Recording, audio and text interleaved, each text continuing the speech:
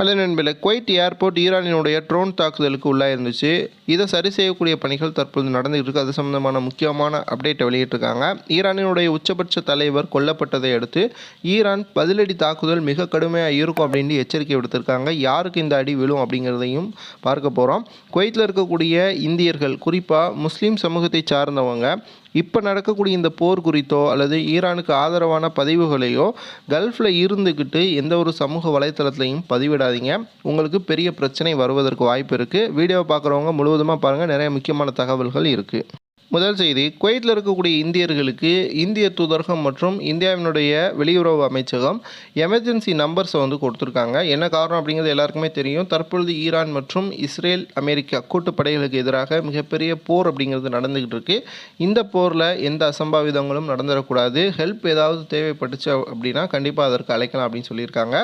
அந்த நம்பரை கீழே டிஸ்கிரிப்ஷன் பாக்ஸில் கொடுக்குறேன், வேணுங்கிறவங்க யூஸ் பண்ணிக்கோங்க. இரண்டாவது, குவைத்தினுடைய ஏர்போர்ட் ஈரானினுடைய ட்ரோன் தாக்குதலுக்கு உள்ளாகி சேதமடைஞ்சிருந்துச்சு. தற்பொழுது அதை சரி செய்யக்கூடிய பணி மிக துரிதமாக குவைத்தில் நடந்துகிட்டு இருக்கிறதா குவைத்தினுடைய சிவில் ஏவியேஷன் அறிவிச்சிருக்காங்க. அதே போல் இந்த போர் சூழல் கொஞ்சம் நார்மலாக ஆயிடுச்சு அப்படின்னா உடனடியாக வான்வெளியை திறந்து விமானங்கள் வருவதற்கும் போவதற்குமான ஏற்பாடுகள் செய்யப்படும் அப்படின்ட்டும் உறுதியாக சொல்லியிருக்காங்க. மூன்றாவது, ஈரானினுடைய உச்சபட்ச தலைவர் காலையில் கொல்லப்பட்டதாக அதிகாரப்பூர்வமாக ஈரானினுடைய செய்தி நாளிதழ்கள் செய்தி வெளியிட்டிருந்தாங்க. இதற்காக தற்பொழுது அந்த நாட்டினுடைய அதிபர் அமெரிக்கா மற்றும் இஸ்ரேலினுடைய படைகள் கண்டிப்பாக இதற்கு பழி தீர்க்கப்படும் அப்படின்ட்டு சூளுரைச்சிருக்காங்க. அது மட்டும் இல்லாமல் அதாவது அமெரிக்காவினுடைய ஏர் பேசஸ் எங்கெங்கெல்லாம் கல்ஃப் நாடுகள் முழுவதும் இருக்கோ அது அனைத்தையுமே நாங்கள் தாக்குதல் நடத்துவோம் அப்படின்ட்டு சொல்லியிருக்காங்க.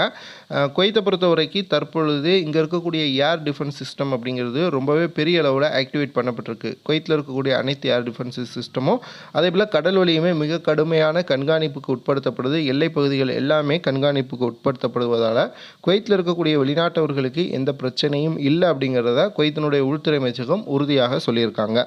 அடுத்து ரொம்ப முக்கியமான செய்தி என்ன அப்படின்னு பார்த்தீங்கன்னா, குவைத்தில் இருக்கிற வெளிநாட்டவர்கள், குறிப்பாக இந்தியர்கள், முஸ்லீம் சமூகத்தை சார்ந்த நபர்கள் ஈரானுக்கு ஆதரவாகவும் இஸ்ரேல், அமெரிக்கா அதே போல் கல்ஃப் நாடுகளுக்கு எதிரான கருத்துக்களை சமூக வலைத்தளங்களில் தவறியும் கூட பதிவிடாதீங்க. காரணம் என்னென்னு அப்படின்னு பார்த்தீங்கன்னா, இப்போ நடக்கக்கூடிய இந்த போர் அப்படிங்கிறது முழுமையாக எந்த நாட்டிற்கு ஆதரவாக இருக்கணும் அப்படிங்கிறதே தெரியாமல் குழப்பமான ஒரு சூழல் இருக்குது.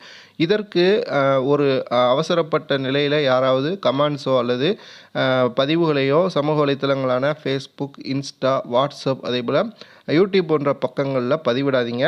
குவைத்தினுடைய கண்காணிப்பு வலயம் மிக கடுமையாக தற்பொழுது இருக்குது. இந்த போர் அப்படிங்கிறது இரண்டு மிகப்பெரிய நாடுகளுக்கு இடையிலான போர். இதில் நாம் தேவையில்லாமல் பதிவுகள் போட்டு நம்முடைய வேலையிலேருந்து நம்ம குடும்பத்தை நாசமாக்கிற வேணாம். வீடியோ பார்க்குறவங்க உங்களுடைய கருத்துக்களை கீழே கமெண்ட் பாக்ஸில் பதிவு பண்ணுங்கள். சேனலை சப்ஸ்கிரைப் பண்ணிவிட்டு மறக்காமல் லைக் பண்ணுங்கள். உங்களுடைய நண்பர்களுக்கு இந்த வீடியோவை அனுப்பிவிடுங்க.